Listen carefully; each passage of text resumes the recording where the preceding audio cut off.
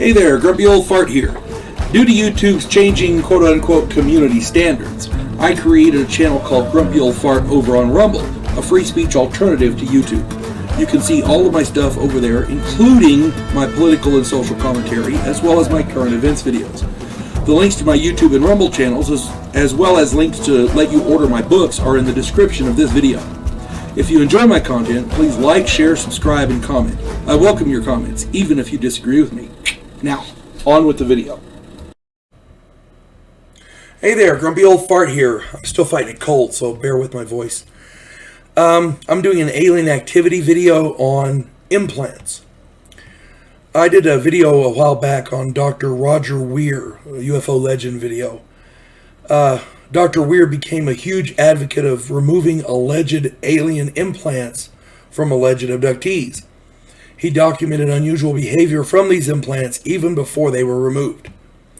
Check out that UFO legend video on Dr. Weir. He was a great guy. The number of extractions he performed was staggering. Another man, Richard Price, was 8 years old in September of 1955.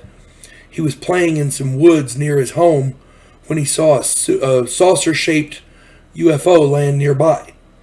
Allegedly, strange beings took him into their craft, performed medical exams, and then implanted a device in his penis. In 1981, there arose a lump on his penis where he remembered the beings implanting the device. The doctor he went to recommended no action be taken unless it became painful or changed size. In 1989, the object started protruding from the skin and soon after worked itself free.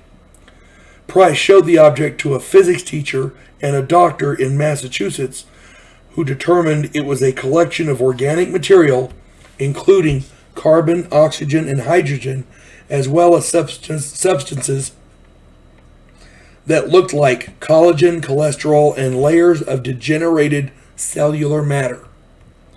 This was consistent with an old trauma site to the body. This object came from the man's penis where he remembered these aliens having implanted something. He had trauma to his penis in that area, so that does kind of make sense, but let me just continue.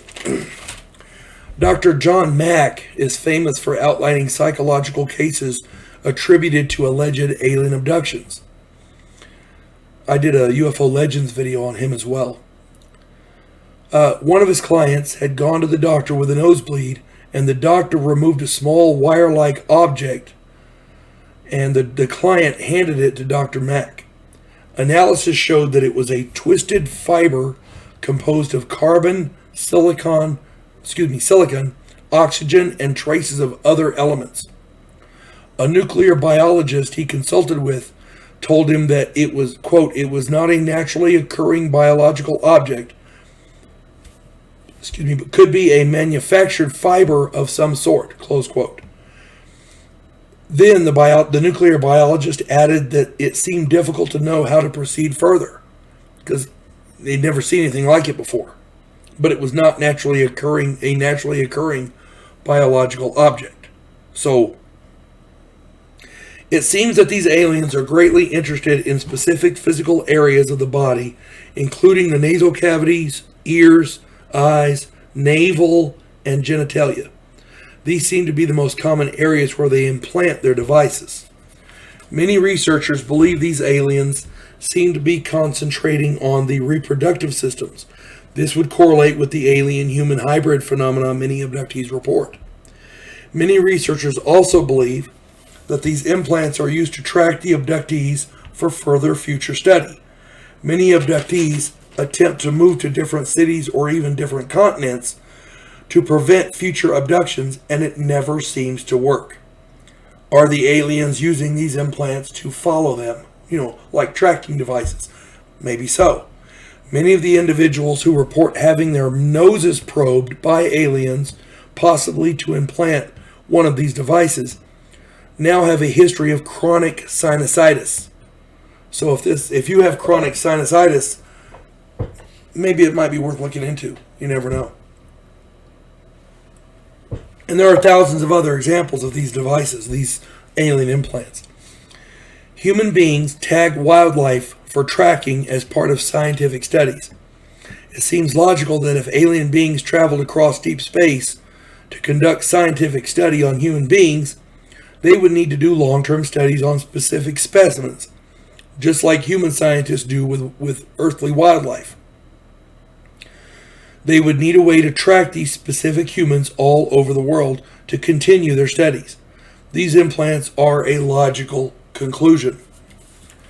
Keep in mind that mainstream science still scoffs at the entire ufology field, including the abduction phenomena, despite the fact that the U.S. government has admitted that UFOs exist, and despite the overwhelming evidence that the abduction phenomena is real. Imagine what we would know within a month if the mainstream scientific community would stop scoffing and start doing real and substantive research into the entire field. Imagine what they would find out from one of these implants if they could get it and maintain it.